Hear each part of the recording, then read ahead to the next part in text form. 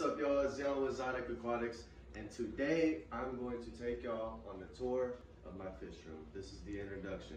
Now, with this introduction, I just want to show y'all the fish room, how I got it situated before I do this big move and get everything set up. So why don't y'all come on over here to my Blue Dream tank. Now, these Blue Dreams, actually, my brother began breeding them about 2 years ago, and I acquired these from him. I got about 10 of them from him. And then I went to a couple of my local fish stores and started grabbing, nitpicking Blue Dreams so I can start trying to build my lineup, make them a lot better.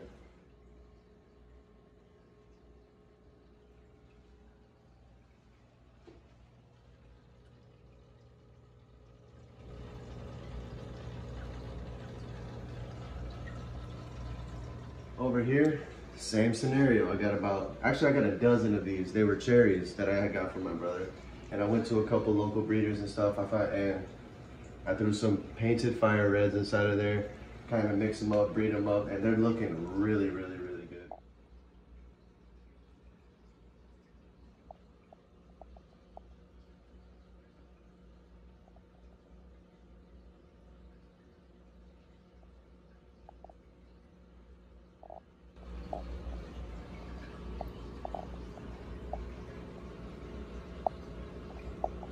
This is my 2.5 coal tank.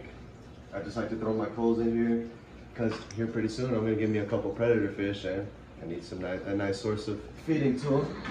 Now if you come with me down here to my 20 long, this is my Dragon Goby tank and my juvenile Molly tank. Now I'm breeding black mollies.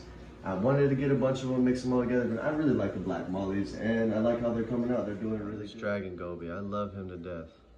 But I had this tank all set up, nice and planted. I had this grass back there planted down, everything good. All of this substrate is supposed to be under the sand. This guy decided that he's gonna dig him a hole in that cave and literally takes them out ball by ball and spits them right here. That's why they're right here. He takes them out one by one and spits them out. It's cool, but it's also a little frustrating because I put that all under it. Here I got some natural rocks. These are actually all from Deming, New Mexico. My grandfather lives out there and likes to walk the mountains. This is actually a piece of a mountain, I believe, on top of that cave. But yeah, then we have the juveniles running around. My Japanese trapdoor snail hanging out, doing his thing. And also I have a Hillstream loach in here, but he is hidden at the moment. Let's see if I can find him. Looks like he is hanging out behind the filter. So yeah, this is my Dragon Goby tank. Oh yeah, this plant here was right in front of the cave, ripped it on out. All the little sand stacked up on the rock back there in that corner. Yeah, that was all this guy. Now down here, this is my 29-gallon breeder where I have my 2 female black mollies and my 1 male black molly.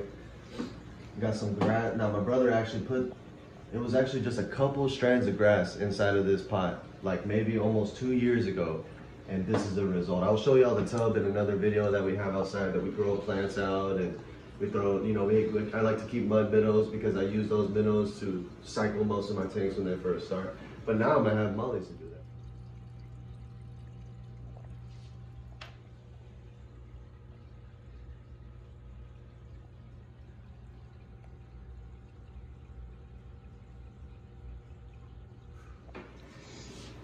Here is the key to fish keeping, your quarantine tank. Now, before when I kept fish, I kept a lot of different types of fish. I would just throw them in the tank. 2-3 days later, I'm having to bomb the tank. But with this, like when I got my Dragon Goby, I was so ready to throw him in the tank.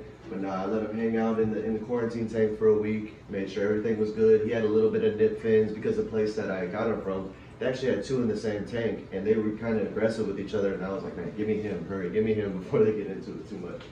So yes, it's a blessing to have this, be able to have this tank. Now over here in my 29, this is actually where I used to keep my breeding mollies, but I was just looking at it, I want to do something else with this tank. I want to get something else going. So actually in here I have a bunch of chocolate shrimps. I have one bristlenose and one clown Pleco in here. He likes to hide the clown. He comes out at night and that's about it. Other than that, you're gonna see the bristle nose. Now over here,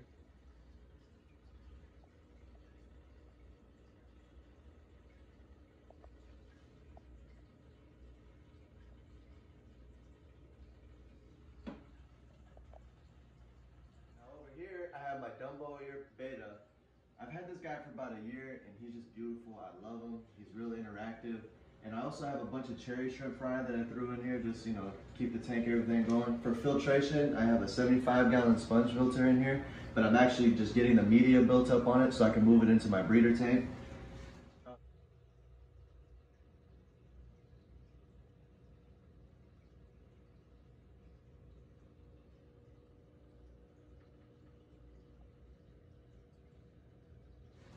Now here I have my other 10-gallon. This is my next breeding project. I want to give me some tequila sunrise guppies, or I want to give me some snakeskin guppies.